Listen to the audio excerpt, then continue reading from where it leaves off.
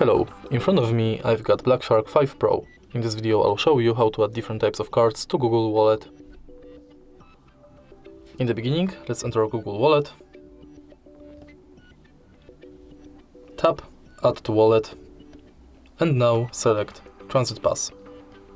If you are able to find your transit way selected, you'll be redirected to website where you have to finish the inside form. Next you can select loyalty card. For example, Payback Poland. You can scan your card or enter details manually. Then select Add to Wallet and it's done. And the last card you can add is gift card, which is similar to loyalty card because you have to select a shop, enter card number, PIN, balance, your notes and tap Save. All of your cards will appear on the homepage of Google Wallet. If you find this video helpful, please leave a like, comment and subscribe.